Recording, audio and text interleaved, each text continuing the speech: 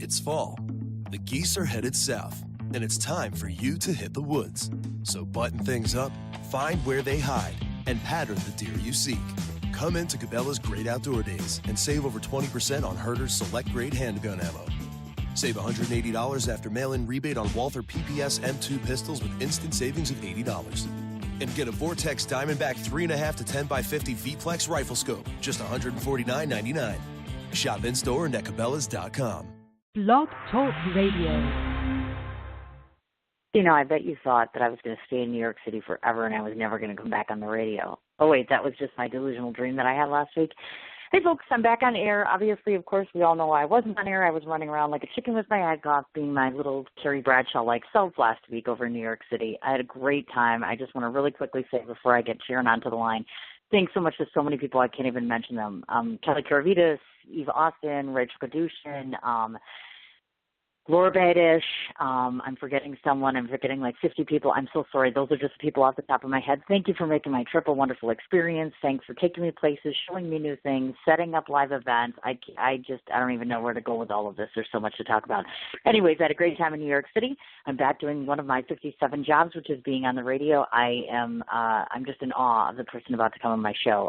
Sharron Melton is her name. You're going to find out why in approximately 60 seconds. Want to just remind everybody real quickly, I have shows every day this week, as a matter of fact. Obviously, Sharron is today.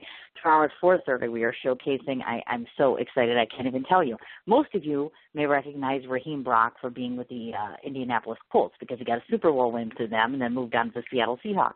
Going in a very new and different direction and very exciting direction, I might add, which is he is an actor now. He's going to be doing a production on May 20th of a play in New York City. We're going to be covering that tomorrow, and that's at 4:30. Thursday, it's going to be an independent film director. And then, of course, on Friday, we round the show out with Sue Phillips. In case those of you are on my Facebook page, you already know that Sue Phillips is with Fantastics, or I should say, I don't even know what word to best describe. Wait till Friday and you'll hear all about it. She not only has talked me into doing a line called Fin Chanel, but she's also going to be utilizing and helping me set up a fragrance bar at my film festival in July 2017. So, enough babbling about me. Let's go on and talk about Sharron because she's a little more important than I am, and she's more beautiful than I am, and talented, and you name it. So without further ado, let's get her on the line and start talking. Sharron? Hey there. Good afternoon. It's Sharron here. I'm doing well. Were you listening to me babble on and on and on and on about that stuff? Girl, it was fabulous babble. There's nothing wrong with babble. Oh, thank you. Well, you know, you have to talk about all the stuff. You know, when I'm off air for a week, I have to get everybody like up and caught up. And here's the business of the business, and check out the show page and do this and this. And I got back from New York, and so it's so much. And then Rainey came to me. She's like, "You have to interview Sharron." And then I go through and I research you, and my jaw dropped, and I can't talk now because you've done everything under the sun, and you're incredible. So I'm like, there you go. We've done the interview. She's incredible. She's fabulous. Look her up. I'm kidding, folks. Bye, oh, my God, girl. No. You're like on fire, and you're so pretty. Have you looked at yourself? Well, duh. Of course you have. Right? You're gorgeous. No. You got to look at her. No, you are so kind. Gorgeous. You're so kind. No, I'm so honest. I'm very DNA. real. No, seriously. I just showed up. Listen to her. She did. Now, I first off have to tell you this because obviously you have, I'm not going to lie to you, you, to me, have a face for television. I'm sure you've heard that before, obviously, which I'm guessing is part of the reason why you choose to do some of the stuff you do. Do you hear that before? Because you have both the persona and the presence of someone who you expect to be on television on a regular basis. Make sense? It does, and I appreciate that. And I actually was on television for a time period because I used to anchor the news, and you'll explain that to everybody else too. So, but thank you. I appreciate that. No, definitely, without a doubt, clearly. I mean, you know, one of the first things that I've noticed is either you're a person who's a writer who starts out being a writer and a journalist and then verges on to like TV, film, etc., or some of us like me, I'm a writer who doesn't want to be on television. I don't like anyone seeing me, which is why I do Blog Talk Radio, see, because then I can be in pajamas and you people don't know what I look like. Unlike this beautiful woman on the other end that's always in a stylish dress with a stylish presence about her, because it's so true. You do, actually. I want to talk a little bit about this I wasn't sure how comfortable you were with talking about television, obviously, of course, because you have done a number of different Go ahead. TV. Yeah, okay. Go ahead. I want to make sure that I don't want to overstep any boundaries, certainly. One of the things I really like to ask people that come on my show about doing television is I work with a lot of people that are on the film side of things, and I interview people that are on TV, and hands down, it seems like most seem to prefer film over TV. So my question to you is, talk to us a little bit about some of your time being on a TV station, or with a TV station, I should say. What are the bonuses to doing TV? Because it almost sounds like a lot of my friends are kind of avoiding the television circle, so to speak. Really? Okay, because just a little bit of background for those who don't know me. I mean, I was in television for, I'm going to just say it, about 20 years, so starting off when I was in college. So for me, I mean, television just became a part of my life in the news area because I enjoyed finding out about people and getting to disseminate that information to others and just share people's stories, because that's what you do in television news. The plus and bonus for me is that being in television news on that side, you had a chance to be up close with people, learn about them, and let people know about it on a daily basis. And the plus is also, it's a steady job too, Monday through Friday. While within film is fabulous. I haven't had a chance to do that, but I've had friends who have. But yeah, you had a Monday through Friday, and it's a lot of fun. Sometimes it can be very hectic. I mean, you're working on holidays and weekends when your friends are out having a good time. You're still working. But the joy of it is just being able to, as a storyteller that I am and I'm proud of, is being able to tell people stories. And that was always a blessing for me, and I enjoyed that. Absolutely. Now, I was a little afraid to mention this, or I should say ask you about this, but you're the perfect person to tip the brain of, only because of the fact that with living in 2017 in the world we're in right now, there's a lot of talk and discussion, of course, about fake news and fake media, et cetera, et cetera. And I want to just kind of tap into your brain a little bit and get your thoughts about that, because obviously, you know, there are things that circulate all around. People have different opinions about news networks and fabrication of news. Talk to us a little bit about your stance on that, meaning obviously you're more in that realm than some of us who have not been on a TV station, see how the news gets produced, et cetera. Is there some legitimacy that, say, for instance, obviously, of course, our president has mentioned these things, and without getting too political, if you just want to share your viewpoint, where you stand on that, that would be great. From a news perspective, I think there are a lot of amazing journalists out there who try very hard on a daily basis to get both sides of a story. And they have worked their butts off all of the time to try to disseminate information as accurate as possible.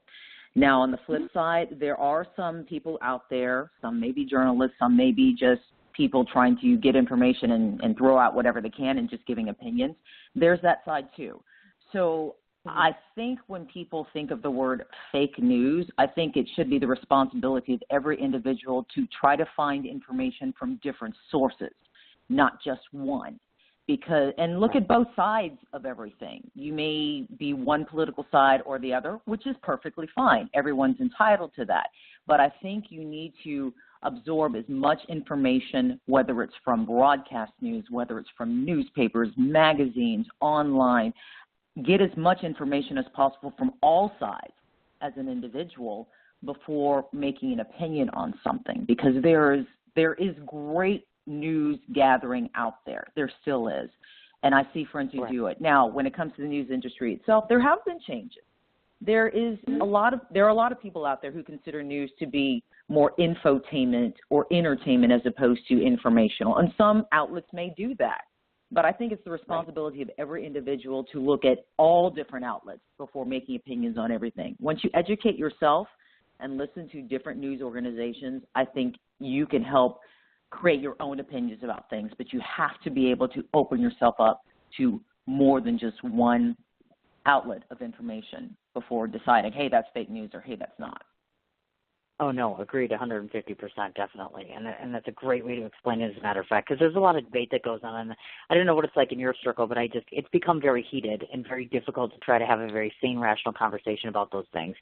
And it's become very nasty, and I'm gonna agree with you on that completely. It has become nasty, and it's awful. And that's another reason why I started my podcast, because I get sick and tired of people being so mean to each other on social media. I'm seeing families and friends who don't talk to each other just because they have differing opinions, and I'm like, guys, you have known each other forever. Why are you going this route just because you have a differing opinion? It's great to have different opinions. It's wonderful because we learn from each other that way. But you shouldn't ostracize somebody because of the negativity and a difference.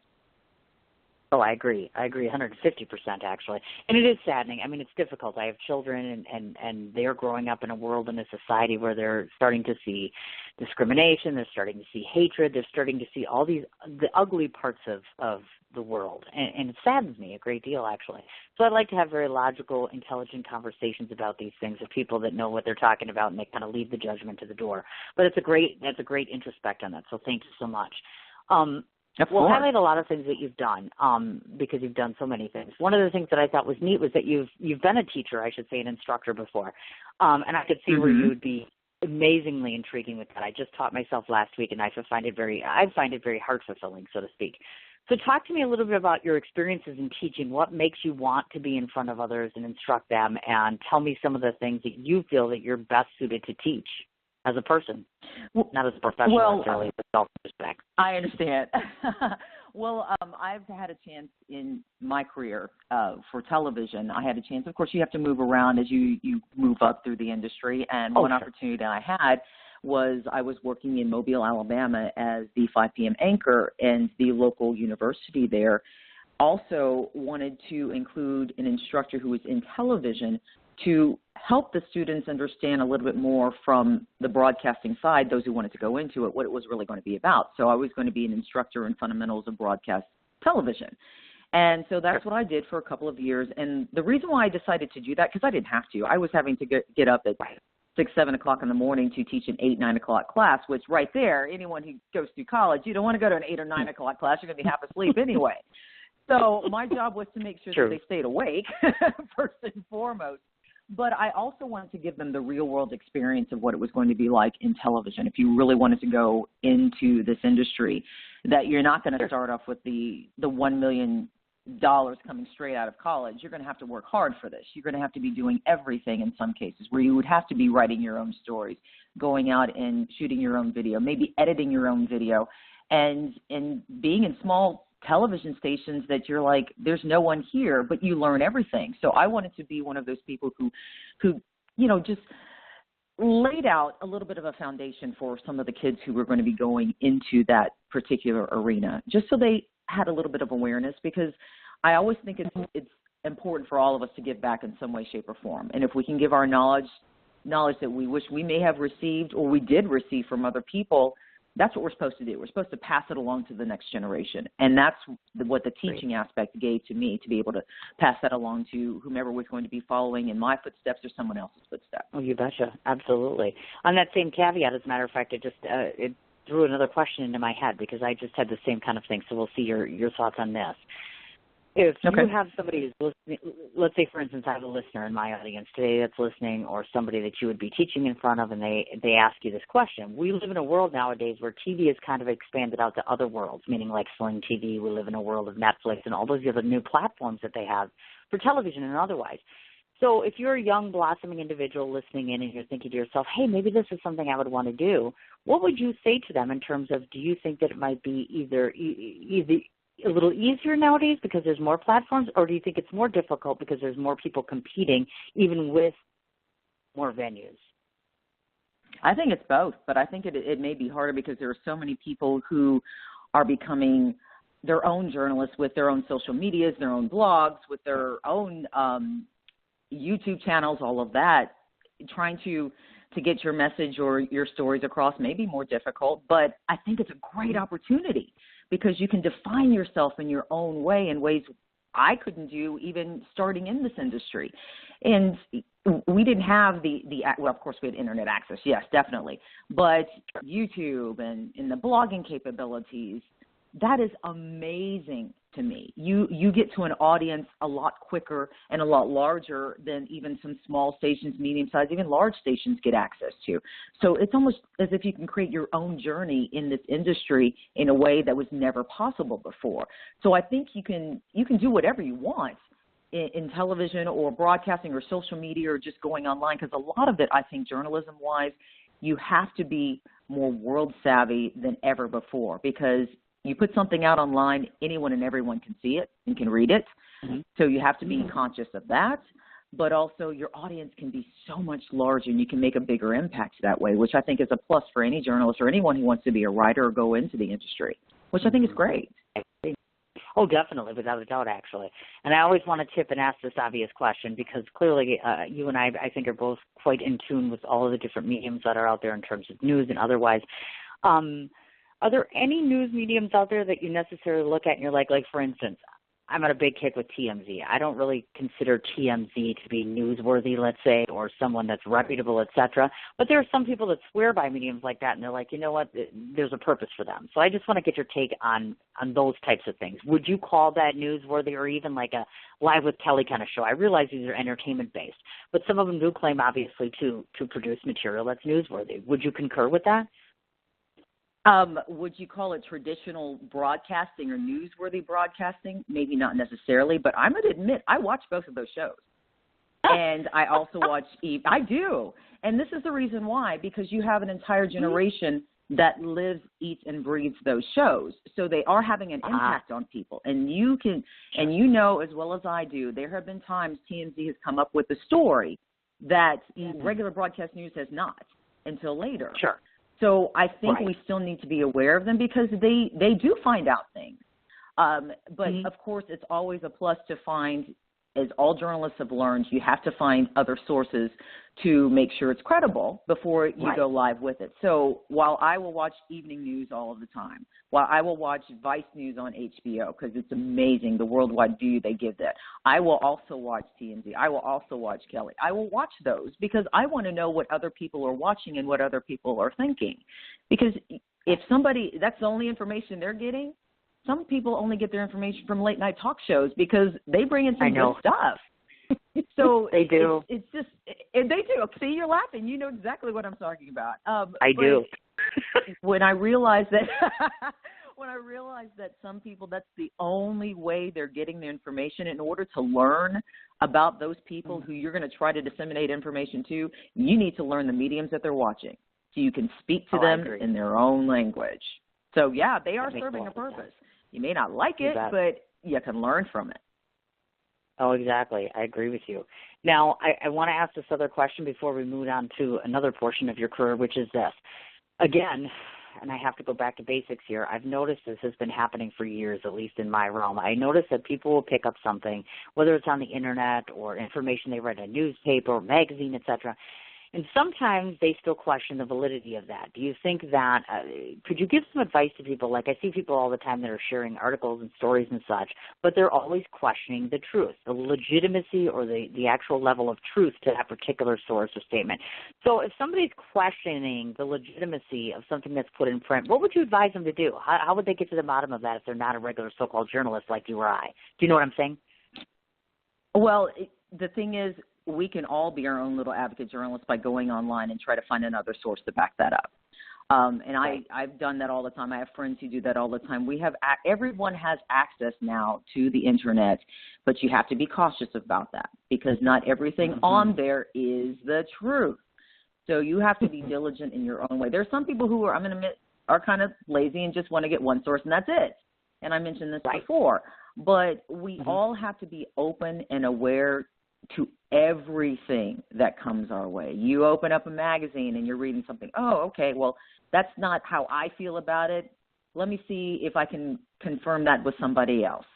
Or maybe I don't have time to do it, so people are like, okay, I'm just going to take this for what it is and move on. So I know it's hard for people because they're like, well, that's not true. That can't be true. How can they say that, blah, blah, blah. Find your own resources to try to find out if it is true or not. It may be difficult, it may be hard, but it's okay to question something. There's nothing wrong with that. We all have our opinions, and I fear those who don't question things because if you don't and you just take every single thing that comes your way as facts, then that's where problems start to come, and that concerns me a little bit more. I agree with you 100%, actually. Have you ever found yourself in situations where you've had to cover something that was either very racy or controversial? I'm just curious how you handled that because I've had a few of those, and it's a little uncomfortable, but I like controversy. I kind of take it with the bulls on my head and be like, yeah, okay, the more racy it is, I tend to gravitate towards it. But you might be different. Have you been in those situations in the past?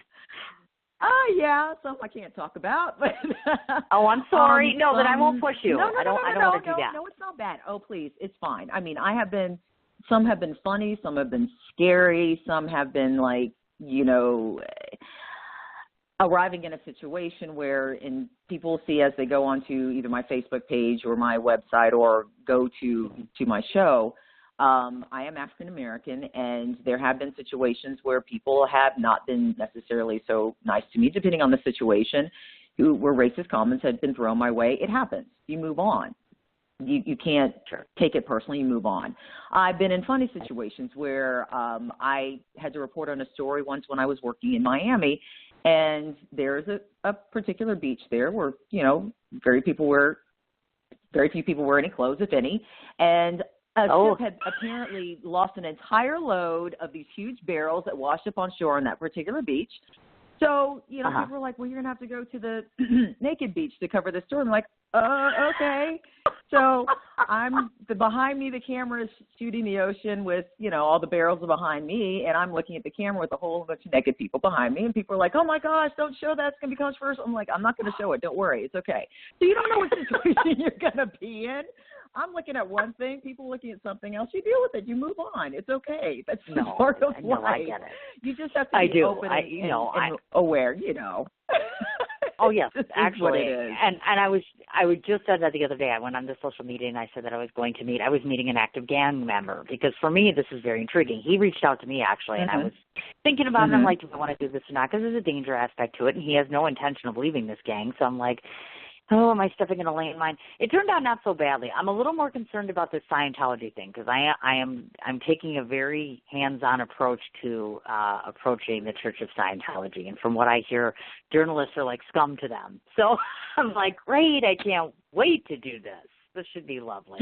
I'm a little nervous. I am. Well, I'm sure you've heard it. I mean, you can't be in the news or you can't be a journalist without knowing about Scientology, clearly. We're all kind of thrown in the face of this, and I'm like, I think somebody needs to do something. I mean, I'm just a journalist and a pool of journalists. I get it, and I think they're going to need to take a lot of heavy hits to kind of get knocked down a bit. But, did you see that Leah Remini show that was on? It's very intriguing, captivating. It's captivating. And I talked to one of the women that were on the show, and she just talked about, I mean, it just broke my heart. I mean, she hasn't seen her child in 3 years, and I'm like, somebody needs to do this. Not that no one is doing anything about it, but they need pressure on them all the time for something to happen. So I'm intrigued, but I'm nervous. You know what I mean? It's that rush of excitement, but oh my God, as long as I'm not dead next week, we're good. So it was nice knowing you if I die next week, because I did that. So it was great. You're not. Let's hope not, because I have great interviews for next week, but you just never know. You don't know. Okay, so we have to. But you do it because you love it. That's it. So. Well, I do, and I have a heart for, I'm a mom. So obviously, of course, when I hear that people are being separated from their parents and loved ones, it's heartbreaking, and when you touch yourself as a church and your cult, that's not really a good idea. And some of us don't like that. So there's just a whole lot of death that goes into that, so we'll just have to see how it goes. I want to ask you about something that's very important, which is this. People look at you and your presence and your work and your resume, and they go to your website and they see this very distinguished woman, and she's very well classy and put together, and then they must think to themselves, oh, this is what she does all day long, 24/7. She's not really a human. So I want to talk about you as a human. Sharron must be human. She must do real life things like the rest of us. So if we shadowed Sharron for one day and she was on her time off, what are some of the things that you like to do? What do you enjoy? There are a number of things. Well, first of all, I love to spend time with my friends. Sometimes we do some traveling, or easy enough go to get a massage like any other woman would love to get, which is so rare in our lives. It barely ever happens. But, just reading a nice book, being able to spend time with my family, it's just anything anyone else wants to do, just relax and have a good time and just feel good about yourself. That's pretty much what I end up doing too. Being that I live here where I am, I'm in Texas, and right. We have a number of opportunities to go driving all over the place and throughout the state. It's just living life, enjoying yourself, and work is one thing. Work is wonderful, but you have to be able to find something that you're passionate about outside of that in order to maintain your sanity sometimes. So for me, a lot of it is traveling and reading and and sure. I totally get what you mean, because if I don't step away from things, I go absolutely nuts. I know what you mean. Now, obviously, because I have a few followers of the show, at least last I hear. Some of them are male, and then they look at you, and then some of them even say weird things to me, and I say weird because I'm a chick, so I don't really look at Sharron like this. But some people do, and they say, oh, my goodness, she's a lovely-looking lady, and I wonder if she is available. So to the men that are listening on my show that don't get to talk to you, and I do, I get to ask that question, which is, okay, Sharron, tell us about your love life, because there are people out there that want to date you, apparently. Just saying. Oh, God. Okay. Big no, spotlight. Like when you're on TV, single. it's right on you. Now. Okay, go ahead. Yeah, I'm single. That's it right now. Oh, I can't believe you're single. Yeah. I think you're lying. Serious? No, I'm not Really? lying. It just, that's just Why? how it is right now. So I don't know. It just is what it is. Meaning you have what I call the token three. You obviously, you have beauty and you have brains and boldness about you. I think any woman that possesses those three qualities, I don't know why they're single. I mean, there's just no excuse for that. Sorry. Men, there's something wrong with you because listen to what I have on the other end of this phone. I can't even imagine that they're not beating your door down. I'm shocked. So there you go, boys. No. I can tell you how to get a hold of her on Facebook. There you go. Thank you very much. Oh. Okay, so now that I got you a date, we can go on to something a little more important. Okay. Obviously, Sharron and I do the same thing, sort of, kind of, because she has a radio show. And I love this. It's called Sharing the Sugar with Sharron. I love that. Tell me about that title. Where did that come from? That is so cool. Actually, it's Sharron. It's spelled with 2 R's instead of 1. That was my mom's doing. Okay. She liked Sharon, but she went with Sharron, so it's Sharing the Sugar with Sharron. Sharron. And Okay, got it. Yes. And it is my podcast, and it's just recently started. It's only been going on for about 2.5 months, but I've just been honored and blessed with the caliber of people who have been able to put on the show because I wanted to create something, as I mentioned earlier, about all the negativity and animosity on social media, and I got tired of seeing so much anger for so long. And I said, one of the things that I have always been passionate about is giving back. And I'll admit it, I'm a lifetime Girl Scout. I was a Girl Scout when I was 6 years old for a number of years. And one of the things I always loved to do was volunteer. And I thought by putting together a show where we're talking to people from different walks of life, some very famous, some not famous, about what they're doing in their lives, but the one thing they all have in common is that they're giving back. I thought if you hear from other people who are doing this, why can't others do the same? And this way, by giving back and seeing how a community can come together, maybe we can get around all the negativity and animosity and realize we're just all here in the same world and we got to take care of each other. Amen. We're all trying to get to the same boat.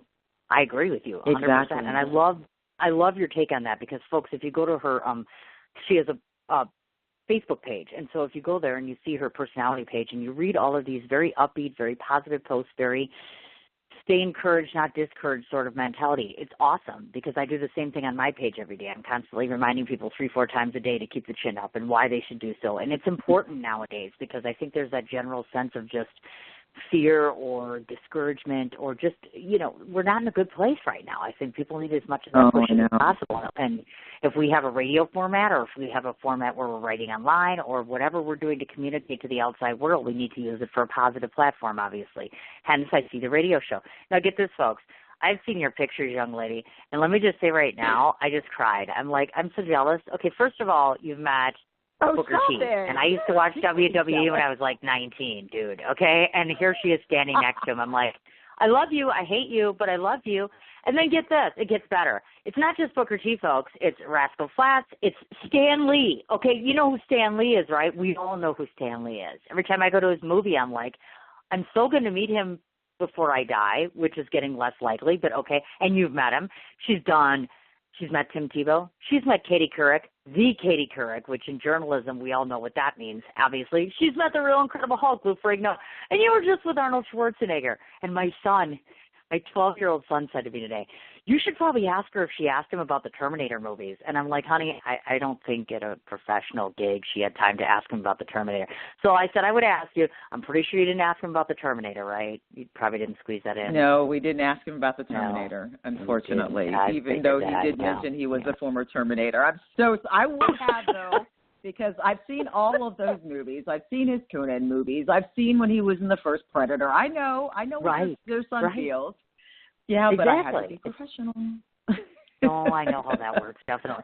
So tell me, because I still to this day, like when I meet people that are on TV or in film, I'm still starstruck. I mean, obviously you can't fall down and pass out on the ground, but it's an experience, and I always have a hard time explaining to people because now I've gotten more used to it. But what is that like? I mean, when you're looking at someone like Stan Lee, who's had a career of just years and years and just the countless numbers of stories that have been put together in the movies, what is that experience like? I mean, how are you feeling standing next to that person, just to give people a bird's eye view of where you were? Well, I guess because I've been doing this for so long, the whole concept of being the starstruck, and people maybe get mad at me at this, or fangirl. I don't fangirl on people because to me, each individual I come across, to me, is a wonderful person who's been able to accomplish a lot. And when I saw Stan Lee, because I've met him before. I met him 4 or 5 years ago when he was in Texas before.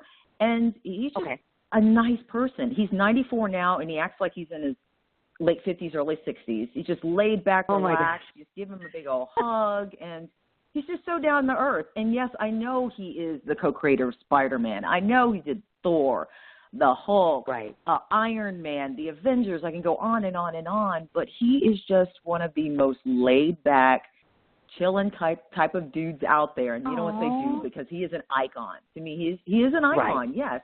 But I just want to say, hey, thank you. I just want to say thank you, and that's what I did. And I was there because I wanted to talk about his literacy program, which most people don't realize, and a new program he started where he's getting low-income communities and police officers and talking to the Black Congressional Congress about bringing these communities closer together. And he just started that new program in January, and people aren't aware of these things. And that's another reason why starting the podcast, you find out about these things from people that you're like, oh, I knew him because of this, this, and this, but I didn't know about this. So that's why I was there to talk to him, and he is just one of the most laid-back men out there. He is wonderful. But I don't fangirl. I'm sorry. I like to see people. But that's awesome. I'm just interested in learning about them. I agree with you 100%. I think every interview that I've ever done, I've always said that I always take away something from it. And I don't think they realize I usually take away probably more than they do from the interview because I'm meeting someone who's inspiring or motivating or educating. You obviously fit all those classic motifs clearly.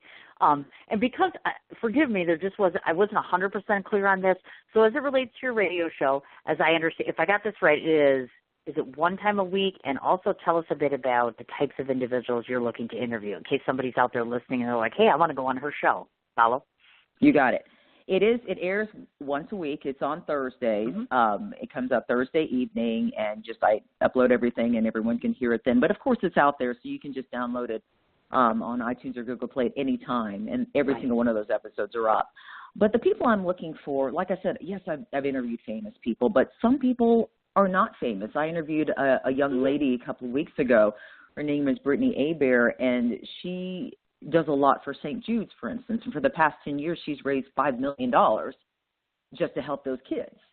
And some other people out there, there's one gentleman who is named Jerry Levias. Some people are like, oh, I've never heard of him. But in the sports world, especially in the Southwest Conference, people know him as being one of the first African Americans to help integrate the Southwest Conference in football. He's one of those individuals who goes back and helps kids all the time because when he went into college, they had to have armed guards around him. People had death threats against him. He'd go to competing schools and there were nooses that the people in the stands were holding because they wanted to lynch him. But he still, after all of that, had a message about giving back and helping others and young people by telling his story and letting them know that even with everything that he went through, he wanted to leave college. He had gone on academic scholarship and football scholarship, and he still, to this day, remembers when Martin Luther King Jr. called him and begged him to stay in his university because he knew that he was going to be a trailblazer, and people don't know that. There are individuals like that I've talked to, but anyone out there who is just trying to make a difference, and you don't have to have a foundation or a huge charity. You may just be helping people in your neighborhood, elderly people in your neighborhood or kids, just do something better and make a better life for themselves. Those are the people I'm talking to. I'm talking to everybody. There are billions of people on this planet who have a story to tell, who are just trying to do their best to help other people, and every single one of them is available for me to interview if I get a chance. That's it.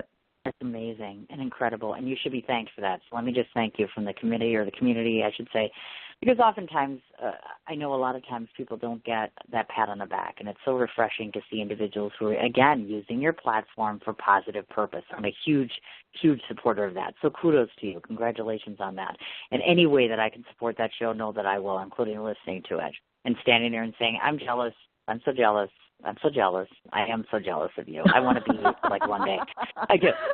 Now, speaking of which, we were just talking about this before. You actually had brought it up. Now you are active on the board of directors for the Girl Scouts of it's Jacinto Council. Yeah. Okay. Actually, wonderful. I just recently stepped down because my tenure was only for a certain period of time, for about 8 years. I'm sorry. You have to rotate. No, don't apologize. I had a blast. But they do that because you want new and fresh blood in all the time, and I appreciate that. So, you're on there for 8 years, and then they bring in new people, but I still am actively involved. So I'm a lifetime Girl Scout. Anything I can do for them, I still do. I mean, I MC programs for them. I speak at some of the girls' events. So don't apologize. I'm proud of what I've done, and I'll continue to do more with them in the future. But everywhere I go, I'm still a Girl Scout. That's what we do. Without a doubt. So if we have people that are listening in right now that have little children at home, and they have little ladies at home, and they're thinking, okay, why should I get them involved with the Girl Scout program? So give us 3 quick reasons why every family should have their little girl be a Girl Scout. You'd be the perfect girl to ask. And go. Just 3? Oh, my goodness. Okay, 1, it helps build self-esteem. Mm-hmm. Yes, build self-esteem. That's one reason.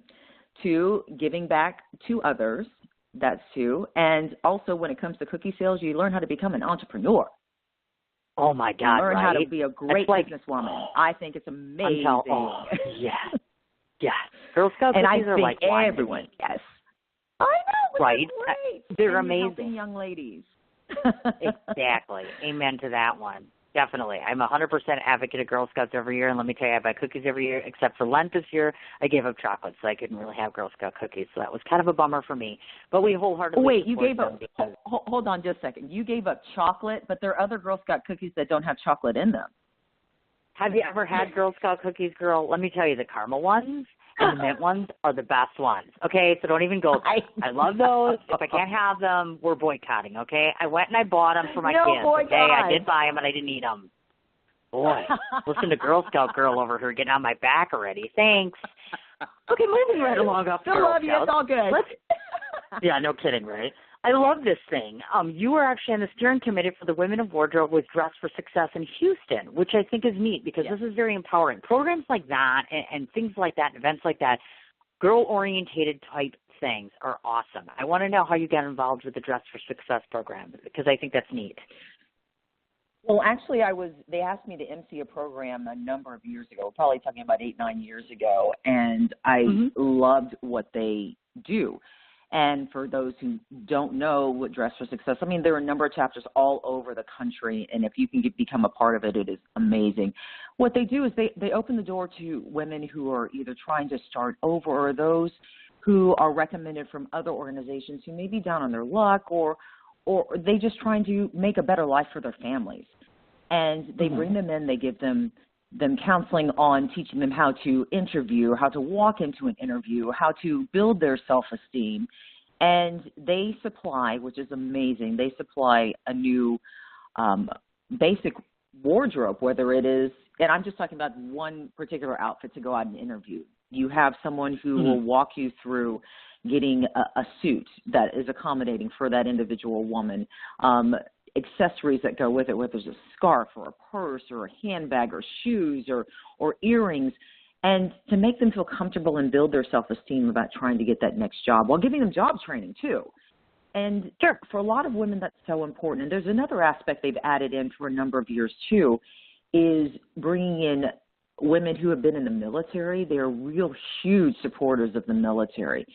And a lot of those women who are trying to transition into the world outside of the military need assistance too, whether it's a life change and all of that. And they train and teach them as well how to transition from one to another into the job market. And just the things that they do to uplift women, to build their self-esteem, to realize that they are not ending one career, ending a part of their life. They're just starting a new journey. It's such a wonderful pleasure to behold in person. It truly is. Oh, without a doubt, absolutely. I think that's amazing. And that's why I'm like, oh, my gosh, that's another thing that she participated in. That's awesome. You do all these absolutely wonderful projects and things. I forgot to ask you about this earlier. We'll see if you'll actually admit this or not.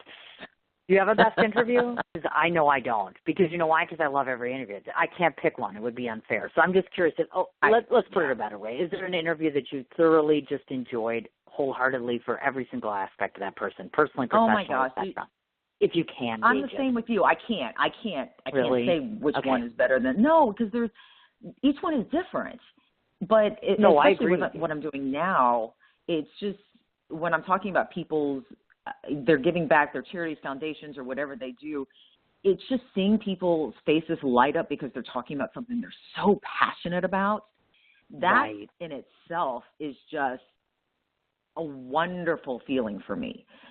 Because a lot of times when you interview people, you know firsthand, you're talking about something, you may be just interviewing them. Oh, what's going on today? What's going on with your career? Who you date? Blah, blah, blah. Yeah, you're going to get the standard answer. But when you talk about something that, oh my gosh, this is this charity that I've been working with, and this is what they do. They either help animals, they help kids, they help the elderly. Their entire demeanor changes. And when you see that from someone, it just makes you feel good about yourself, just listening to them talking about feeling good about themselves.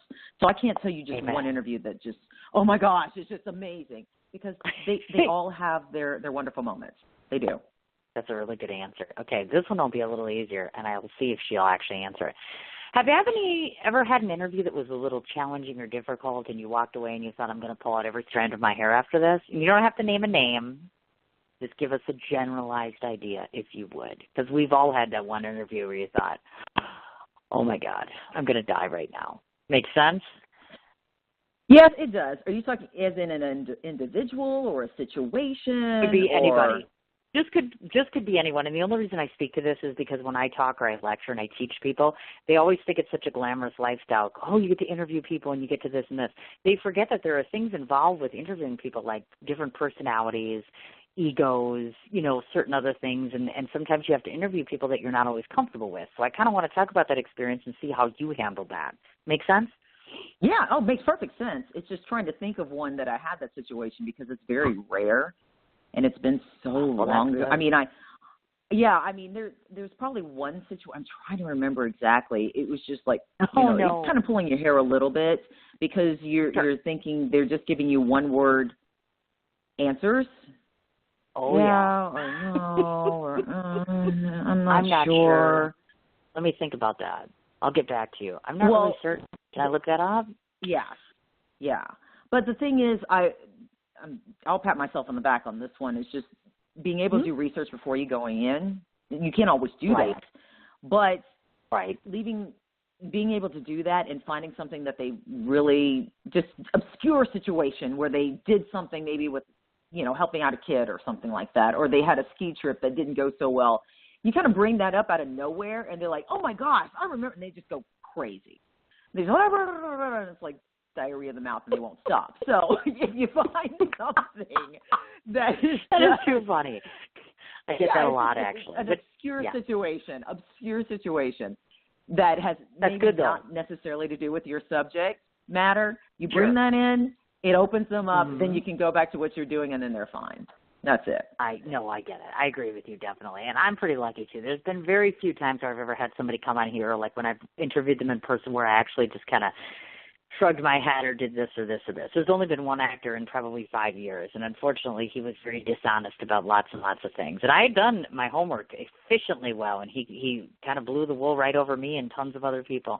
And that's disheartening when that happens. So folks, take a lesson from us. Those of us that have been doing this a long time, they're out there. It's few and far between, and the good is definitely outweighs the bad when it comes to discovering new people, new events, new opportunities, covering things that nobody would know anything about if you didn't give coverage to it. So I know what you mean. So luckily, we haven't had that experience too much. Now, folks, listen in, and let me tell you this. You can rest your mouth for just 2 seconds. So get this. This is a sign, I've always said. It's not so much the accolades, but it's the appearance and also the impact you make on other human beings.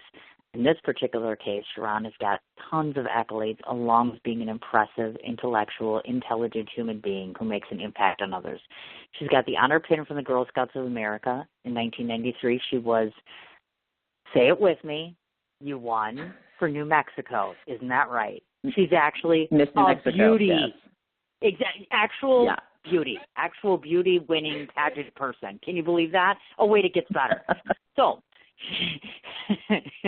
she has won the Alabama Education Media Award. She has done the Best Feature Reporting Award to the Press Club in Alabama. She's gotten an award for Outstanding Feature Story Award, and that's for South Florida Black Journalists. Of course, she has been named one of the 50 most influential women by Houston Women's Magazine. What does it feel like to be 1 out of 50 influential? I think I'm like 1 out of a million influential, like somewhere way down the line. But that has to be thrilling, meaning that someone's actually standing in front of you and saying, we literally acknowledge, recognize, and appreciate the fact that you influence so many people. What does that feel like? That has to be just enthralling and amazing. It's a wonderful feeling. It's an honor that somebody would recognize me for just trying to be myself and just trying to help people and just trying to do good for the world. But there are so many other people who also deserve to be recognized who never are. So I take the honor as not just an honor, but a responsibility, because I'm representing others out there. I'm representing those who aren't always acknowledged for the good works that they do. And if I'm going to receive something like that, I take it as being something that I need to, of course, stand tall with, but represent all of the women who are behind me and those who are in front of me who paved the way for me. That sounded like a pageant answer, didn't it? I was going to say that, but it wouldn't be nice. So I'm trying to be nice right now. I said it. You said it. She said it. She said it, so I don't need to. Okay.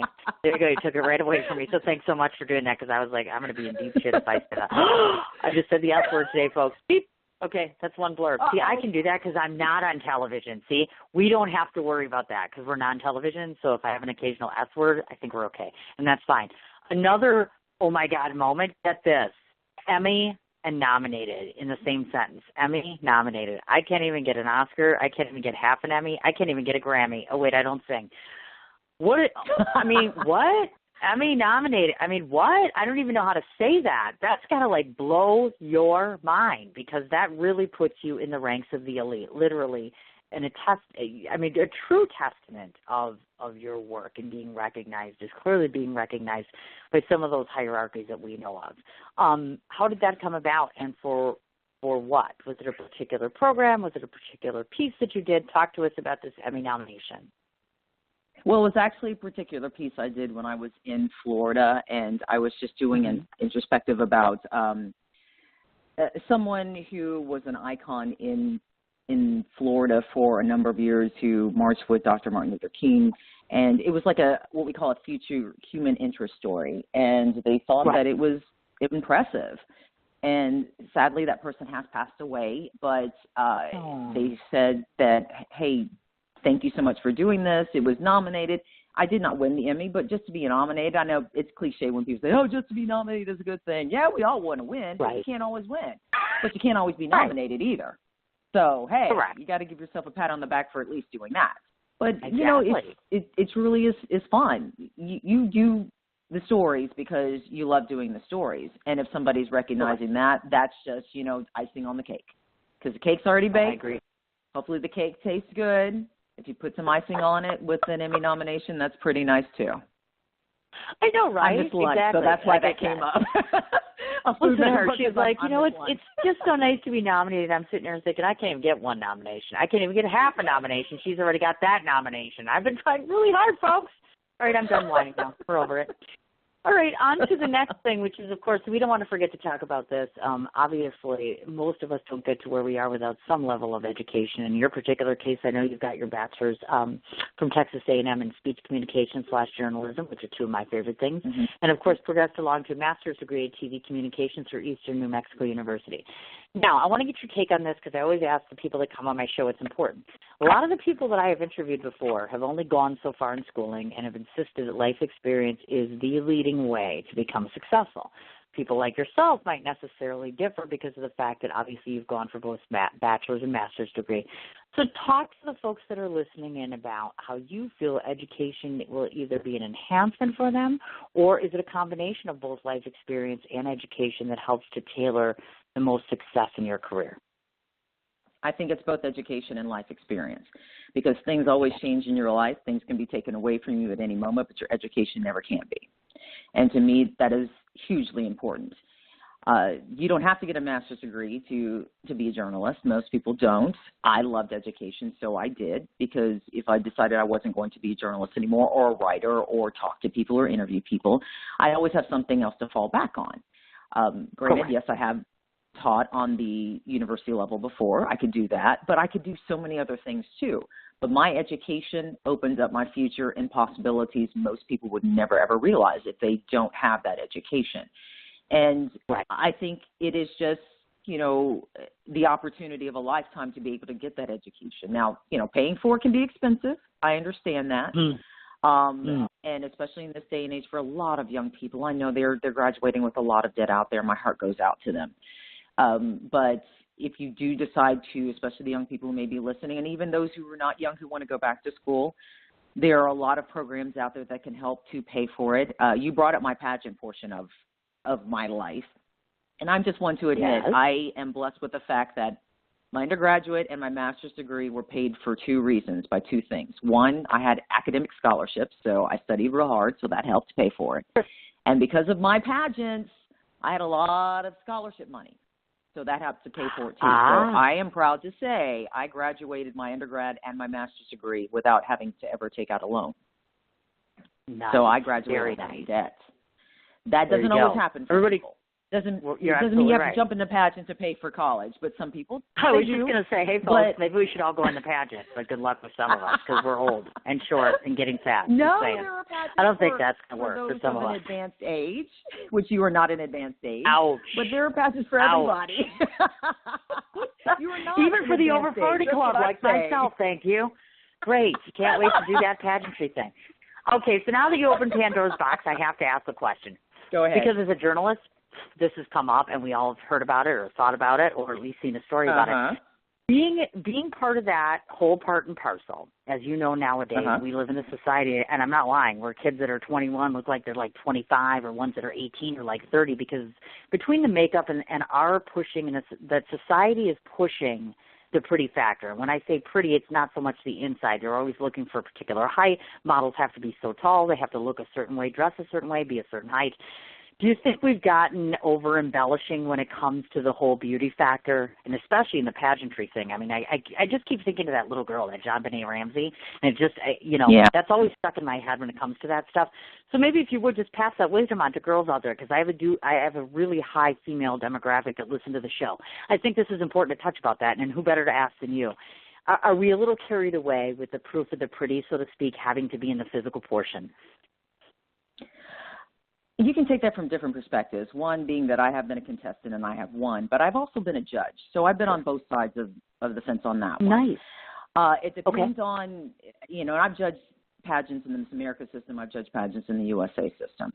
And the reason why I did that is because I wanted to make sure it was as fair as possible, because there have been situations where it's not. But in answer to your question, the little girl pageants, depending on which ones you get into, they have a glam factor. Those are different than when you get older and all of that. Do we emphasize a little too much on overly beauty? We might, depending on the system. I think just in general, our society has a tendency of sometimes doing that, whether it's in entertainment fields, whether it's, even at going to schools. As a lot of women know, in school, these teenagers may be dressing up a little too much, but I think every generation has had to deal with that. I think it's when you go into those situations with those pageants, you have to go in with an open mind and an open heart on, is this what I want to do? There are certain things that you have to do in each category in order to compete. Is that something you want to do? Not every young girl wants to. But if you do, you have to compete. You have to wear that makeup. You have to wear those heels. You have to wear that dress. You have to be prepared for the swimsuit competition, for physical fitness in some cases, as they may call it. you have to look at what system you're going to compete in, because Miss America is different than USA, different than Sweetheart. There are a number of different systems, but you have to be open and honest with yourself. Is this something I want to do? Do I want to put myself on display to compete in this? Once you do that and realize each individual system, I know this is a lot of information, but each individual system is different. If you want to compete, then you've got to be able to say, hey, then I'm going to go that way. Do we overemphasize it? Sometimes we do. But I think one of the biggest things that I learned from competing, especially because I compete in the Miss America system, is that I have built a lot of confidence within myself. I know how to interview. Case in point, I hope I'm doing it okay right now. But I know a lot of girls who have gone through these systems who imagine going into a boardroom or imagine going into for their first job, and they get it every time because they know how to answer questions in an interview because they learned it from a pageant. And they stand pretty too. They have pretty feet when they stand too, so they look pretty good too. So, I totally get it. Answer your question. Yeah, you get it. So, in answer to your question once again, yeah, we kind of overemphasize on beauty sometimes, but if you want to compete, you've got to follow the rules and compete like any other sport out there, because pageants are a sport. Plain and simple, they are. Just like football and baseball and everything else, it's just a different type, and we wear heels when we do it. Oh, exactly. I get you. Now, out of all these things that you've done, I'm just curious to ask you, because you've been a journalist, you've been an anchor, reporter, producer, as well as obviously a teacher we mentioned, clearly, and single person, again, to the men that are listening, just in case anybody's out there, of course, trying to get her date, a couple other things. Out of all those things, all those life things, and including, of course, obviously, volunteer work is a given, because we're going to talk about that in a second, because I know that you're heavily involved in doing all sorts of things for various different charities. What's your favorite role? What do you enjoy doing more than anything else out of all those things, and why, if you don't mind? I can't say just one. I mean, I probably lean towards the volunteerism because that's just part of my heart and soul. I'm sorry. But the thing is, they all make up who I am. And I can't say, it's like saying I like one arm better than the other, or I like one nail better than the other when it gets painted, because, they look pretty all when they're painted correctly until they chip. But, that's a different story. No, I get it. But it's part of me. And I'm proud of all parts that I've been able to strengthen to become a part of who I am and what I've become. So every day I just look in the mirror and I say, hey, I'm doing okay. I'm blessed, and I'm just going to keep on keeping on. But, if I was going to lean more towards one, I'll be honest with you, it's just volunteering and giving back, because it's something that I hope to continue to do for the rest of my life. Very, very nice. Just out of curiosity, of the volunteer work that you've done thus far, if you want to share to our listening audience the ones that are closest to your heart. Obviously, we all do different things for different reasons, and we donate our time and our efforts because we want to. But are there ones that are more special to your heart, or those that you wish that people would get more of an involvement in, that might be listening in today, that even if a couple of people make a difference and step up, it might make a sizable difference? Well, I know one thing.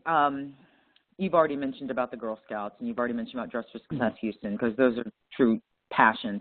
But if I was to mention just overall, one thing that people could do, especially since you said you have a large female audience and male audience as well, is doing something that you feel passionate about, but also, if you can, also try to help girls out there, because even though there are so many things that young women are able to accomplish today, there are still obstacles out there that are created, unfortunately. There are still young girls out there who don't have self-esteem, who may not have role models around them that they can look up to.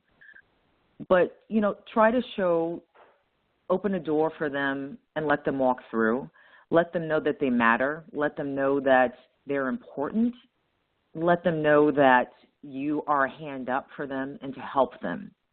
And not just girls, but boys too, but especially our young women out there, because there are so many things they're bombarded with, images that they are thrown in their face all of the time, that they are not worthy, they're not good enough. Just remind them that they're good enough and that they can accomplish anything they want to.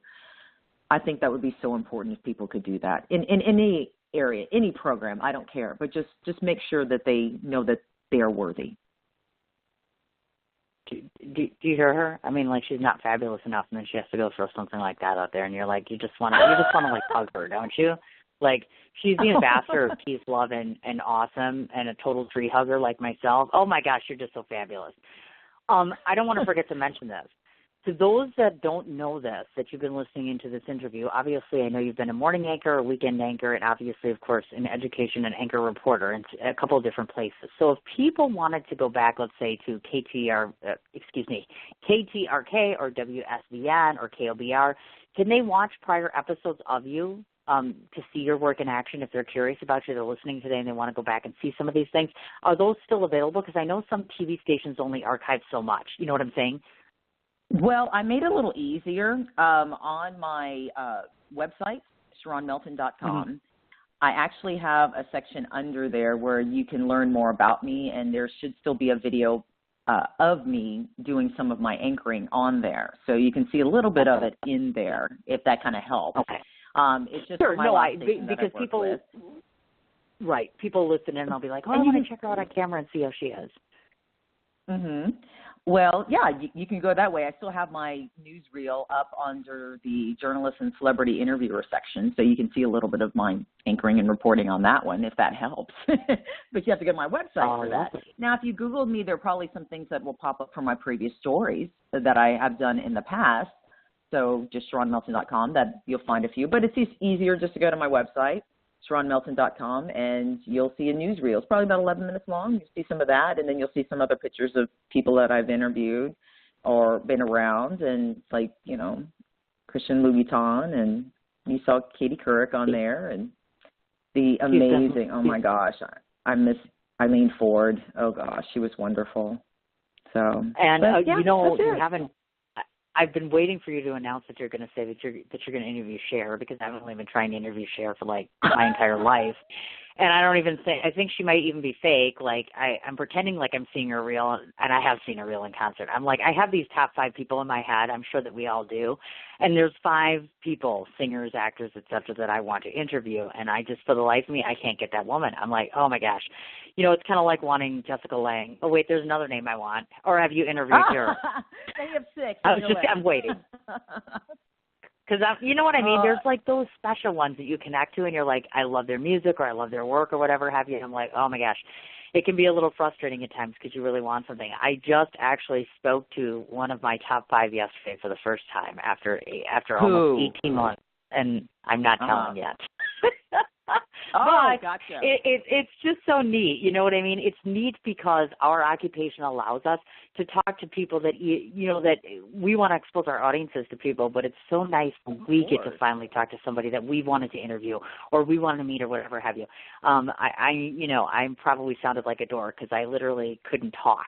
I was like, okay. You know, that moment, like, okay, I'll get my consciousness back in a minute or whatever. So that's, you know, that's the neat part of the job. That and the fact that using our words for good, I think, is always really important. Now, I have a really important question because you're in Texas. And so I had an invitation for you, and I thought, oh, my God, who better to ask than somebody like Sharron to cover this? You know, I have a film festival coming up in July. My very first independent film festival in New York City. And I thought, I bet this girl probably never gets to New York City, does she? Because I'm like, if she comes to New York City, oh my God, wouldn't it be wonderful if her, the proverbial her, on the other end of my phone could actually come to my festival and cover it, or just come to it and see great film and hear great music and, well, overshadow me like she's doing right now. When is it? When actually like is it in July though? When is it? Because I've got it is in July. It's the weekend of July 21st to July 23rd. I was originally going to do it in June, and then my son's comic book is coming out, so that's kind of overshadowing me in a great way because, you know, we've been working on this for a long time. So I had to push it back to give myself a little more time.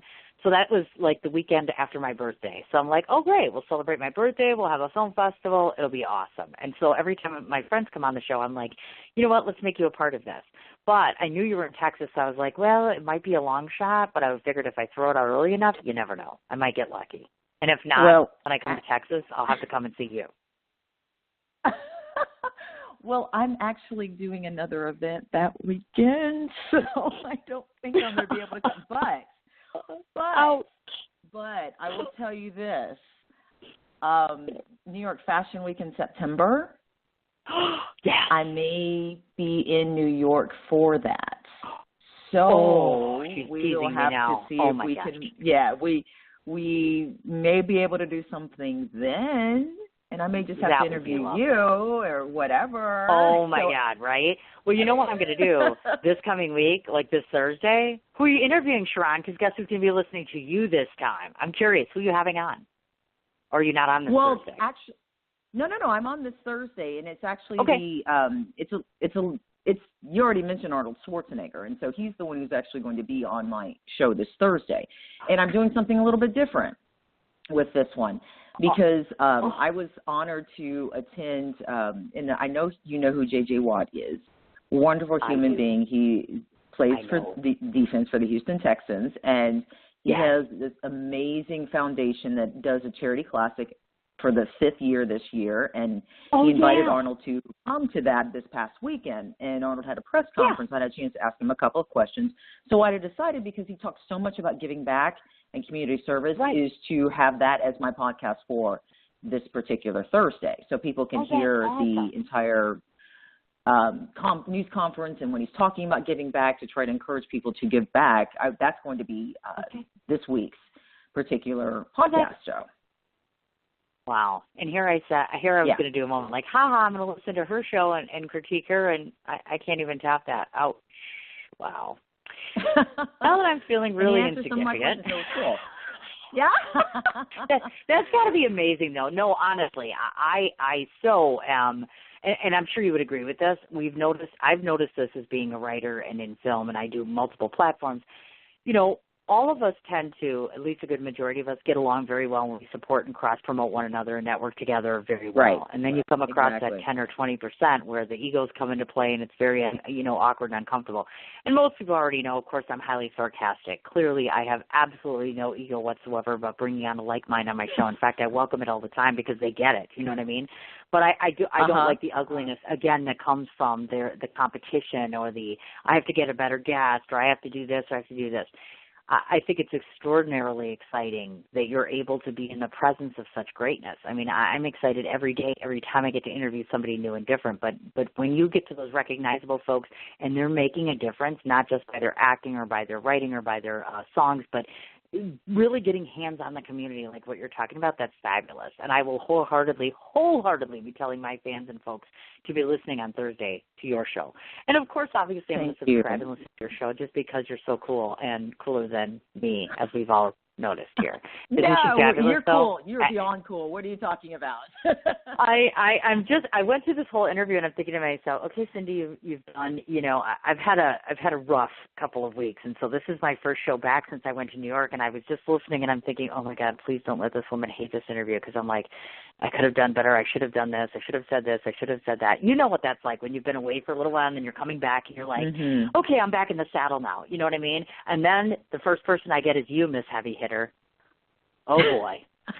Yeah. Well, I got points for the beauty passion at least. Let's put it that way. Now, here's what I'm going to do. I'm going to let you rest for 2 seconds. I'm going to read off all the different ways where people can find you, Sharron, so that this way people have a means and a ways to do that. But I don't want to forget to mention this really quick. And forgive me, because I've never really spoken to her. So is it Renee? Is that how she pronounces her name? Rennie or Renee? Do you know? Renee Hirsch. It's actually pronounced rain. Rain. Like it's raining outside. It's rain. Thank you very much. Thank you. Okay, Miss Rain. It's amazing. If it was not for Rain, I would not even know you, because we actually are mutual friends on a very, very large public relations group that I thank God for every day, because I've made some of the best friends, some of the best contacts, some of the best interviews, some of the best people, even more so I met in New York City recently from that page. So, Rain Hirsch, this is what I have to say to you. You are fabulous. I looked at your pictures, I've looked at your profile on your page, and you're coming on my show. And moreover, I'm hoping that we can collaborate a lot more in the future. And I cannot thank you enough for this extraordinarily inspirational woman on the other end of the phone right now. Without you, I wouldn't have this. And without today's interview, there won't be a whole lot of inspired females out there. Or, try that again, audience members. And I haven't even had wine yet, folks. Man, I need a break, let me tell you. Before I forget, ReinHirsch.com, and that's spelled REYNEHIRSCH.com. She also handles Outside the Box Media. I strongly encourage every person to go out and take a look at her website. She has accomplished so much. She's an absolutely beautiful face with an absolutely beautiful soul, and that I have absolutely no doubt about whatsoever. So please, please, please make it a point to check her out. As far as Sharron, as she mentioned, her name is spelled Sharron. So just so that we don't confuse that, last name is Melton, Melton. The website is SharronMelton.com. Facebook, again, same name, Sharron Melton. Twitter is at Sharron Melton01. Instagram being Sharron Melton and the number 1. Her show, which is Sharing the Sugar with Sharron, airs on Thursday evenings, and that's either on iTunes or Google Play. Can they do that off of their phone? Because oftentimes people ask me when they tune into that, they can do that off of a phone, right? They don't need a laptop or desktop to do that or to listen in. Oh yeah, very easily. And just a lot of times, sure. And what I do on Thursdays a lot of times as well. I mean, if you can't get to iTunes or Google Play Music or whatever, you can go to my main Facebook page, and I will put the link up there too. But yeah, if you're already on iTunes and you subscribe, you get an alert every time I post a new show. And yeah, easy breezy on the phone. Take it with you. Oh my goodness gracious. This is awesome. I cannot tell you. Well, this is what I have to say to you, young lady, because I always end the show with the same way, which is I get a chance to tell my guests what I think of them. Good luck with this one. I do this only because of the fact that a publicist will only tell you so much. My research will only tell me so much. And obviously, the best way of getting to know somebody is to have them on my show and listen to them and have them talk about those things. The 3 big things that I noticed about you today, Sharron, is that your beauty extends off of a page and into your soul, which I think is wonderful. Not all women necessarily can show that so wholeheartedly, and you do. You show that in the way that you walk, the way that you talk, the way that you act, the way that you write, and the way that you speak. It's all very eloquent, very professional, and you are very top-notch. When it comes to industry individuals, I interview a lot of them oftentimes, and you are very succinct and very subjective about everything that you talked about. You're very knowledgeable. You have a lot of wisdom where you can pass on to new and future generations, even especially with millennials. My guess is that you're probably most popular with them, but I'm not 100% sure. I meant what I said in terms of listening to your show. I always believe that when I'm in a profession with the same person that's on the other end of the phone, I owe it to myself and to them to listen in, not only to support them, but to strengthen my show, to strengthen my abilities, and to learn more about myself and my skills. So I'm hoping that by listening and staying in communication with you, I'll be able to learn how to do some more of my things better. I'll become a stronger host, a stronger journalist, and hopefully, with any luck at all, just a smarter person. And now I know how to win a beauty pageant. Just kidding, we didn't get into that, and I'm too old and ugly to do that anyway. But what's really, really neat and what I appreciate more than anything is presence on my show. You are a very beautiful, positive influence on my show, and I cannot thank you enough for bringing your positivity to the show as well as your presence, along with all of your knowledge. I hope that we're able to align with one another, whether it's in New York City or Texas. I'll get there eventually, of course. And certainly don't be a stranger. If you have a new project, if you have a new pitch, if you have a new anything, call me up and say, hey, I want to be on the show. If you see share, I think we all know what you're going to do, right? I mean, do I need to say it? Yeah. I don't think I need to say it, right? Oh, you're the bomb. You're awesome. With any luck at all, hopefully I have done you justice. If I haven't, keep coming back to my show until I have. That's what I can say about that. And I will be listening in. And like I said, I'll put it up there, and hopefully with any luck at all, we can get you a huge audience on Thursday. And I welcome any suggestions you have for me. And I'm very, very glad and flattered that you came to my program. I appreciate it. I'm just honored that you invited me to be a part of it, because it truly has been a wonderful experience, and you do an amazing job with what you do. You truly do. Thank you. Thank you so much. I'm totally blushing right now, absolutely blushing.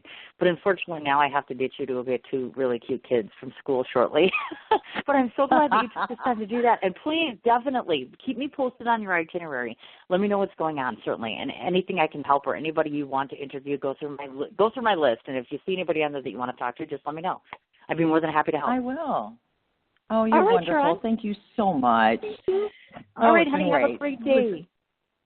You too, Bye-bye. and thanks again. Take care. We'll talk soon. Bye-bye. All right.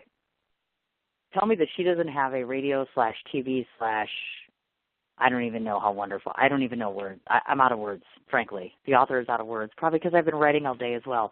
One more time, I do not want to forget to thank Rain. Rain Hirsch is her name. Again, it's REYNE, Hirsch, HIRSCH.com. Outside the Box Media is the platform by which she operates, and that's how we linked in together to, of course, have Sharron on my show. I can't thank you enough, Rain, and thank you for facilitating this interview. Again, her name is Sharron Melton, and that's Melton. Her show plays on iTunes and Google Play, and it's Sharing the Sugar with Sharron on Thursday evenings, as well as Instagram, Sharron Melton 1, Twitter, at Sharron Melton 01, Facebook. She has both a personal page as well as her industry page, which is Sharron Melton, of course. Website being SharronMelton.com. Do not want to forget to remind everybody, obviously tomorrow, as I started off saying, 4:30 Central Time. Most of you recognize this gentleman as being a Super Bowl winner for the Indianapolis Colts, but some of us now know him as actor and stage actor, to be exact. He is going to be premiering May 20th in a production called Safe, which is the story of a very fictitious Negro baseball team, and I'm so excited that he is one of the key players in that play. We're going to be talking about the play. We're going to be talking about football. Yes, that's right, me talking about football. This will be a shock to most of you since he would be the first football player that I'm ever interviewing on my show. 4:30 Central Standard Time, and then, of course, obviously Friday, we're having the one and only Sue Phillips coming on. We're going to be talking about perfume, and we're going to be talking about New York City people and all sorts of other things. Her actual company is called the Scentarium, and that's scent as in perfume scent, Scentarium. I will also be posting her information up on my show page as well as my personal page. Thanks least of all, see what I mean? I'm not with it today. I don't know what the heck is going on here, but I think there's just a little too much happening all at once for being home a little too soon, apparently, from New York. Without a doubt, you've heard me say it 150 times, and I'll say it 151 now as of today. Without all of you listening, following, encouraging, and supporting, I would not have a show or a platform to showcase anyone. So to all of you listening in and following me, thank you so much for all of your support and for showing up today and every day. So we look forward to talking to you guys tomorrow at 4:30 Central Time. You have a great evening.